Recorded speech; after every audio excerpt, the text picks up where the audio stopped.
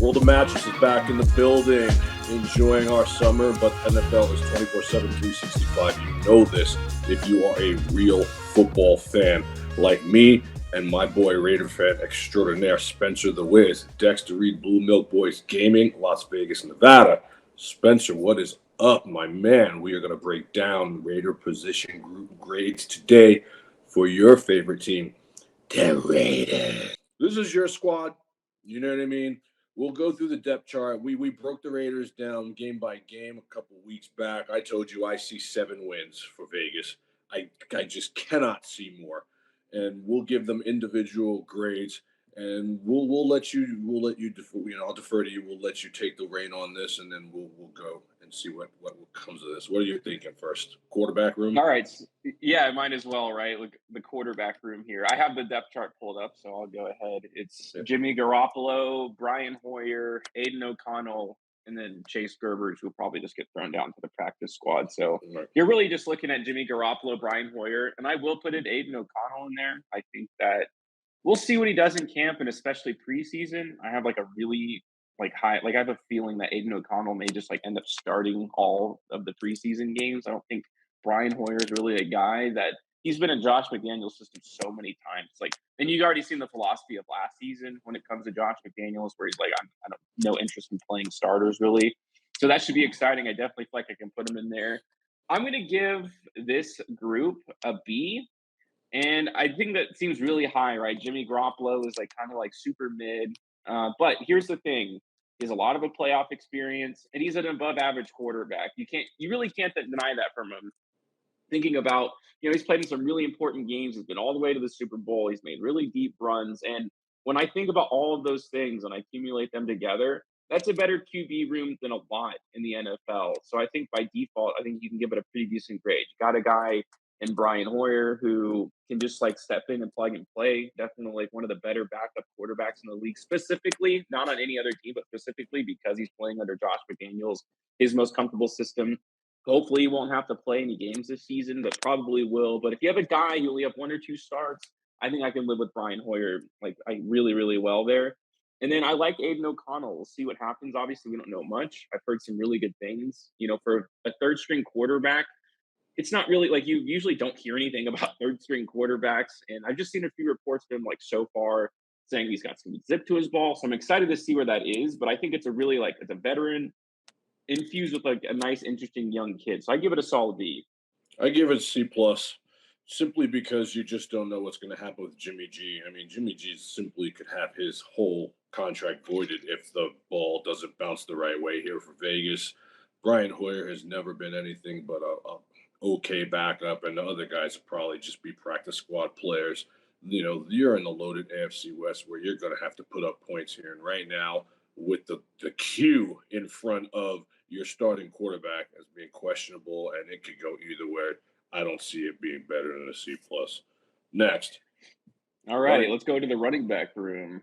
Josh Jacobs, Samir White, Amir Abdullah, Brandon Bolden. Again, Brandon Bolden just seems like a Patriot guy who like to throw in there just to keep training camp interesting.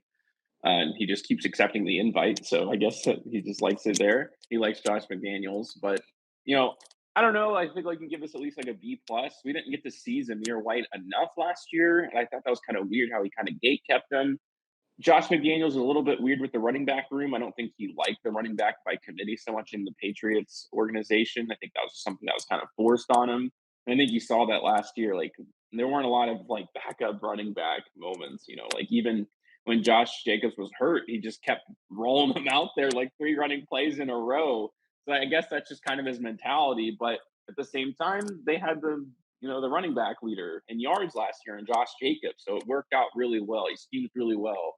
I feel like when you're grading, you can't really go off of scheme, but it is a part of it in a sense. And we obviously have one of the best run schemes in the entire NFL.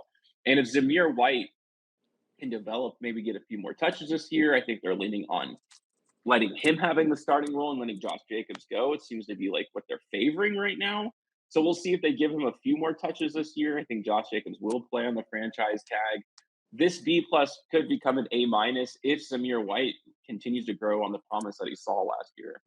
Yeah, it's really difficult to say because, again, you have another question mark here in Josh Jacobs, who had his career year and is saying all the right things, but then flip flopping and saying, you know what, I may hold out. Cryptic tweets. If he holds out, I mean, we haven't seen enough of Zamir White to say this guy can be a starting caliber NFL running back. Amir Abdullah has been nothing special. Brandon Bolin just accepts the invites. And so for me, I have to give it a B minus. If Josh Jacobs goes, C plus if he decides that I want my money now, which I could see potentially happening. There's a lot of question marks all over this Raider team. And Josh Jacobs is one of them, because if he says I don't want to play because you don't want to pay me, and now if Jimmy G goes down, you know what I mean? We're looking at Brian Hoyer and Zamir White in a stacked AFC. C minus, C plus, something like that. I think these are both scenarios that the front office is okay with, and I've talked about this a while. In that, I think that they know when they came in. Well, I think they tried to give it a real go and be like, "Can we compete?" And then they realized really quickly that Derek Carr was like really, really bad. And I think that their entire mindset has changed. I think they want to go out there and build a competitive team. But if we are in this terrible scenario of Brian Hoyer and Zamir White, I think that's a scenario that the front office is also happy with, because then they can just get another high pick. They're not competing for a Super Bowl this year. So, like, plain and simple. You know Or what I mean? next year. I think what they're looking for is a development, and I think that if Samir White did end up getting the nod because Josh Jacobs really didn't want to play, I don't think that's the worst case scenario for the I team don't think this so year. either. I don't see a world where you give Josh Jacobs that money. Running backs are dispensable. They won't. They're like, either you're going to play for the franchise tag, Or you're not going to play. or Zamir White's going to be the starting running back for the Raiders. I really think that's the Smart. mentality they have. Very Yeah. smart. Next. All right. Yeah, on to the receiver groups. Devontae Adams, Jacoby Myers, Hunter Renfro. You can throw in Elon Cole if you want to. Philip Dorsett you can throw in there. The rookie Trey Tucker I'm kind of interested in. And a few other guys, but those are the real important names. Maybe DeAndre Carter, you could also say. I think it's going to be one of the more interesting groups when it comes to the preseason, because there's probably only one spot left when it comes to guys like DJ Turner, Trey Tucker, Keelan Cole. I don't know what's going to end up there, but like the front three are stacked. Right? Like Devontae Adams, obviously a top 3 wide receiver in the league, if not the best. Jacoby Myers is really, really good, and then Hunter Renfro is like kind of a trade target, but I tend to think he's going to be staying. I don't think they're going to get the value they want out of him. And I think you can get a lot of value out of Hunter Renfro still. He just had a weird season. Hopefully, he can bounce back. But I'm going to give this group an A. I mean, I can't think of a lot of depth when it comes to the 1, 2, 3. Hunter Renfro is one of the best slot receivers in the NFL. Obviously, Jacoby Myers is very good, especially as a number 2. And then you have Devontae Adams. I mean, I don't think you can ask for much more. If Jimmy Garoppolo does suit up, which I tend to think he will, I think they've done their research enough to know that he'll be ready for the start of the season. He's going to have a bevy of weapons, maybe even better than what he had in San Francisco for Jimmy G. Yeah, I'll give it a B plus just because of Adams. I mean, Adams is disgruntled. Let's not act like he's not. But he'll still be a good soldier and go out there and play. Getting rid of Waller kind of pissed him off. The direction that the Raiders are going is pissing him off. I think he knows that he's not going to get another ring, and his season, is going to be a good one, but his career is not going to be long enough for him to see another ring. But I think he'll be a good soldier. I like Myers. Renfro, I could see them moving him at some point, but I do give it a B plus because they're solid, good pass catchers. And you got if Jimmy G is healthy, this is enough to score points on the wings. I like it. All right, let's jump over to the tight end position. Austin Hooper, Michael Mayer, OJ Howard, and then I believe they re-signed Jesper Horsted, who's just like a blocking tight end. Every team kind of has that guy on there, so that's pretty neat. But it's a little bit of a question mark at the tight end position, a little bit. But Michael Mayer is like, it's really what it all comes down to. Is this guy going to have a big rookie season? Really, really, really hard for rookie tight ends to make an impact in their rookie season. It almost never happens, like literally ever. But this guy is Jeremy also Shockey was the last one who really went ham. Yeah, the kid for the Falcons got drafted in the top 10, and even he didn't have a very Kyle Pitts has done nothing his whole career. Yeah, so we'll see. I mean, he's not Kyle Pitts, obviously. He's going to be allowed to kind of make his own stamp on this. So, like, I'm not saying just because it didn't happen before it can't, but at least Austin Hooper comes in as like a veteran, a pass catching veteran too, which I think could help Michael Mayer a lot, and to kind of learn from a guy like that. OJ Howard is what he is. He's just kind of like a journeyman at this point. A lot of hype coming out of college in Alabama, but just hasn't really worked out for him. I don't know if he's going to make it to the day one roster. I tend to think they'll drop him and just kind of keep Worstead as that blocking tight end. I'm going to give it a B minus just because I think that there's so much hype around Michael Meyer that I think there really is a chance. This is a quarterback that's also very tight end friendly. He's going to go after them. I think he can run some two tight end sets with Austin Hooper a little bit. I think they're going to experiment from time to time with that, just see what they can get. But there's a really bright future for this tight end position group. And yeah, I'm excited to see what they do this year, even though there is like, you don't know what kind of production you're going to get. Yeah, I have to give it a C. I mean, Austin Hooper has been very mid his entire career. OJ Howard has been one of the biggest tight end busts in the history of the National Football League, and Mayer is a rookie. And like you said earlier, rookie tight ends just don't pop in the National Football League. It's probably one of the hardest positions to play because it asks you to do so much. He was your best draft day pick. There's no question about it. But to ask him to be Tony Gonzalez day one is a big stretch. I don't know about this tight end room. I think it's going to take time to develop Mayer. They can't get better than a C from me. Next. All right. Fullback, we don't really have to go over. It's Jacob Johnson. He's a Patriot guy. Let's go over the tackles. So that's Colton Miller and right now Jermaine Elaminor. I always say his name weird, but backups Brandon Parker. I could easily see him like taking over the starting role depending on what happens in camp. Almost the same thing with Thayer Mumford. But like these are just kind of guys that rotated around last year. Other than Colton Miller, Colton Miller is a very solid left tackle. I think that he's like really valuable to the team, one of the only good first round draft picks the Raiders have had in the past, like, I don't know, 10 years or something like that. Yeah. So he's really solid. I think he's just getting better and better as every season goes on, becoming kind of just like, Pro Bowl caliber, player at this point. The right tackle, I'm not saying, I don't know, it's weird to say that none of these guys are really like all that great, like Jermaine, Brandon, Thayer, Mumford. But at the same time, all three of these guys kind of rotated in at some point in the season at different positions. And thinking back at the season, I can't really think of one game where I'm like, wow, like our offensive line is so bad. They like lost us this game. We couldn't get anything going, right? They had, they were the structure for the best running back in the league last year. I don't really know like what it's going to look like when the season starts, what the five starters are. But I'll give this a C because I just think that no, they're not going to jump off with the page and be like, these are the two guys or the three guys that I want on my tackle positions. But at the same time, they hold down the fort, and I think that's really all you can ask for. Yeah, I mean, they're just mid. There's just no consistency. You look at the offensive lines of all the Super Bowl caliber teams in the National Football League, and you can rattle off five guys. These are the five guys. The Raiders don't have that. The Raiders have Colton Miller, and we're going to rotate a bunch of guys in. And until you have those five guys that you can say, this is our line, I mean, you shouldn't be trying to figure this out going into camp. You know what I mean? If you're a team that is on the rise that really wants to make some hay in the National Football League, this has got to be a stamp. And it's not. Question mark again. A lot of question marks for the Raiders, man. I could easily see the I know. Raiders winning only 4 to 7 games, man. I really can. And so they get a C from me as well. If anything happens to Colton Miller, you guys are in big trouble. Oh yeah, for sure. Everything would fall apart if he wasn't there. Going on into the interior line, I'll throw in center there too. Why not? Andre James plays the center position. Dylan Parham, and then Alex Bars. Mhm. Almost the same situation, like just a C grade.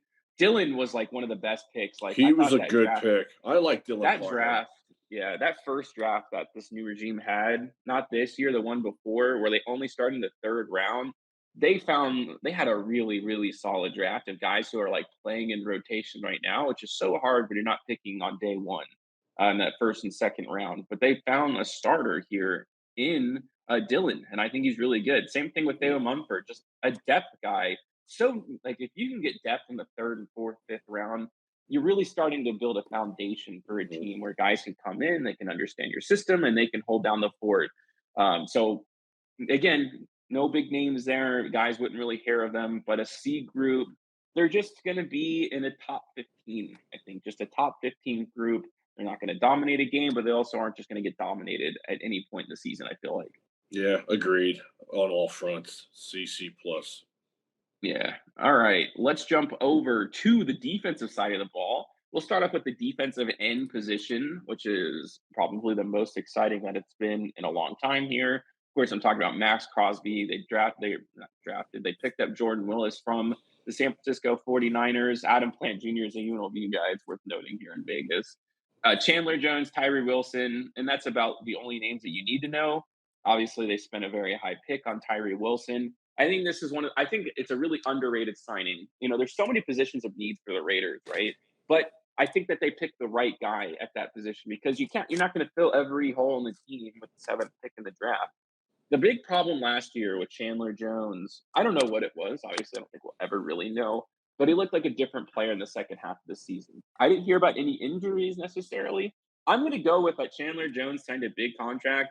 He got kind of fat and happy. Not like actually fat. These guys all have like 2% body fat, but you know what I mean? Like, I think he just like was like ho hum and he just got this big contract and he was like, all right, let's just roll into the season. And I think he's just out of shape. I think looking back at that first half of that Chiefs game where they went up 17-0, Chandler Jones dominated that game. I mean, they couldn't stop him. And in the second half, I don't think he had a tackle. I think he just ran out of gas. But I think when you look at his performance later in the season, he was kind of involved throughout the game. And I think that's he kind of got into shape. And drafting Tyree Wilson may put a little fire underneath them. And more importantly, I think you can rotate between those two guys throughout a football game, keeping Chandler Jones a little more fresh and, allowing Tyree Wilson to learn behind a guy who's had 10 sack seasons on both sides of these ends. I'm going to give this group at least a B plus. It could be an A minus because if Chandler Jones played like he did in the second half of the season, this is in Tyree Wilson. If you get anything out of him in his rookie season, which being a defensive end is like one of the best positions as a rookie because your job really is just to go get the quarterback. It's not really something you have to learn. I mean, I'm not trying to simplify the game of football too much, but of all the positions on the football field, it's probably one of the best ones to roll into. Kind of doing the same things you did in college. So I think if you can get these guys in rotation, I like Jordan Willis too. I thought he was a really good signing, especially when it comes to run defense. This is a B plus, but maybe even closer to an A minus for me. Yeah, I like B plus, A minus. This is the strength of the Raiders right here. Mad Max Yep. is your leader. He's going to be everything for your team. I mean, God forbid. It kind of reminds me of how valuable T.J. Watt used to be to Houston. I mean, he's everything to the Raiders now that Carr's gone. And so, if Tyree Wilson ends up being the right pick and Chandler Jones gets his head out of his ass, you can actually have something here. I think personally, I think Chandler Jones is done. I do. I like you said, he got paid, and I think that was kind of it. He showed flashes. When you are paid that money to come in at that position, you cannot show flashes. You have to show consistency. Literally, if all three of these guys don't pop and AFC West quarterbacks are allowed to sit back in the pocket, you're going to lose a lot of games. And a lot of Raider fans out there, I just got to say this, they're thinking that, like, yeah, this thing with Denver is going to continue. I'm telling you right now, coaching matters, man. Denver is going to be a very tough out for you guys this year. Not just going to walk Denver, I'm telling you. And so you're going to really need these three guys to come to some kind of fruition here. And I think that Raiders brass is really keeping their fingers crossed on Tyree because you could have had Jalen Carter. You know what I mean? You If could have had Tyree is good though, we're talking about one of the most dominant defensive. Like if he's as good as his potential it'll be as he top is, like in his 15 athleticism, if he's as advertised, Raiders D line will be top that'd three. be it'd be But insane. if it's Yeah. not, man, I mean that's a big if going into training camp. Next. All right, going into the interior defensive line, this is obviously one of the worst parts of the team. Bilal Nichols, Jerry Tillery, who they picked up off of the waiver wire last year from the Chargers. Neil Farrell Jr. is a guy who I believe they drafted in that first draft they had with the new regime. And you have a guy like Byron Young, who they drafted, who I'm like a little excited about. Same thing with Matthew Butler. Just a bunch of dudes, and this is the worst. I don't know. I can't even say it's the worst because the linebackers were so bad, but this is like a D minus. You can even go to F here. This is F. This is the worst. This is the worst part of your team. They're horrible. There's not one good player here. You're starting guys that you picked up off the waiver wire. That is a problem in the AFC, man. I mean, they're not good. And I understand that you only get so many picks and you can only address so many positions. So you got to take best player available. I would give this an F. They're not good, and you're going to suffer because of it this year. Oh, of course. One guy who I am excited and keying in on is third round pick Byron Young from Alabama. A Mm-hmm. really good run stuffer, never got the chance to really rush the quarterback in college just because of the way Alabama's defense went. So he's kind of farther in the depth chart right now. I think that's because he's a rookie. But going into the preseason, I could definitely see him moving up even to the starting position. That's how bad it is, and how awful like the interior defensive line They're is. But if he bad. does, this is a good opportunity for a guy like him to step up and be the starter because I think he could be a really solid run stuffer at the interior line. And I think that's all they really need him to do in his rookie season. So I think you have a lot of pass rushing on the ends. So that's a good thing. We'll see. But yeah, right now it's obviously just like a really bad position for the Not Raiders. good. Next. Jumping over to the linebacker position, Ugh. not much better here, if not worse. It's Luke Masterson, who I like wanted him off the team last year. He's Robert Spillane, who horrible. they picked up.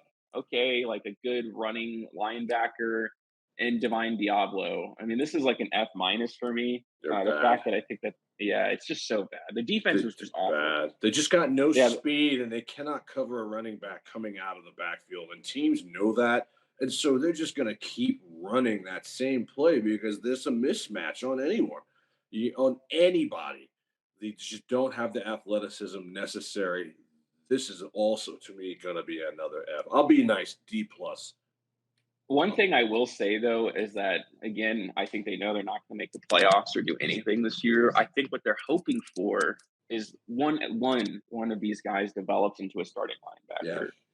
I think that's the best case scenario. And then they attack it in the draft and free agency next year. You know what I mean? I think there's like, let's play these guys who don't deserve to start and see if one of them emerges as a Raiders are on starter a for a 5 year secondary. plan in order to get this thing together because even with free Yeah, agency, you can't fill every hole. They have so many holes. And the thing is that your great players like Josh Jacobs, Devontae Adams, these guys want to get paid or they're long in the I tooth. know. And so by the time that you actually get to the point where you're ready to compete, they're going to be gone. It's a weird mix. It just shows you how hard it is as a GM to put this thing together and create a winner. It's not easy. When you just looking at a roster, you're like, how are we going to fill these holes? I These guys are know. bad. Well, they just inherit. I mean, this new regime just inherited one of the A worst mess. like rosters ever created. To be honest with you, it's such a mess. The fact that the All Raiders right, won 7 games last year, honestly, shows that I it know. shows proof It that was like God is real. it was like 13 one score games. I mean, they could have had a good They could record have last year. easily had a better record, but they could have easily won 3 games. This is It's just not the a good Raiders. roster. Yeah, it's not. Yeah, on to the secondary here. A little bit better, a little bit something to hold your head on, especially if some of these guys can maybe develop a little bit. So the cornerback positions: Nate Hobbs, Brandon Faison, Jacorian Bennett's a rookie, obviously, and then you have Duke Shelley, picked him up from the Minnesota, David Long, Amik Robertson, Tyler Hall. This is the most interesting group in the preseason for the Raiders because not all these guys are going to be here. Hmm. Obviously, you have Nate Hobbs is going to be there. I know for sure, and Duke Shelley, right? Those are our two starting cornerbacks. I actually really like Duke Shelley as a cover corner. They got him on a super cheap deal, and if he, develops this year, it just becomes more of a steal. I think they signed him to a 2-year deal, which is great. And then Nate Hobbs obviously has to stay healthy, but when he plays, he can be okay. He's This isn't an okay. above average group. This is average at best. Interested to see what Jacorian Bennett can do. He kind of reminds me a lot of Amik Robertson. So like I said, this backup group of guys, this Brandon Faison, Jacorian Bennett, Tyler Hall, and Meek Robertson, it's probably a spot for one, maybe two of these guys. I'm not Amik saying that they're going to Robertson, cut them, maybe. but just like, yeah, like guys who aren't going to, just Just who's not going going to to play, play. who's going to get that playing, slot there.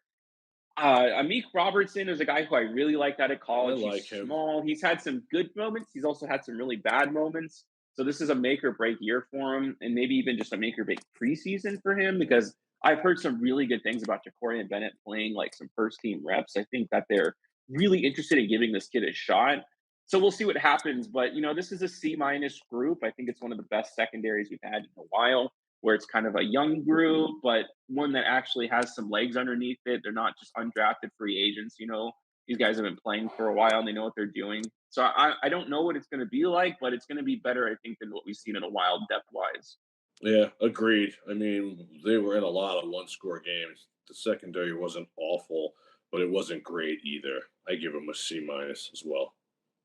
All right, going on into the secondary, we'll do safety and free safety together. They Hmm. signed Marcus Epps from the Eagles.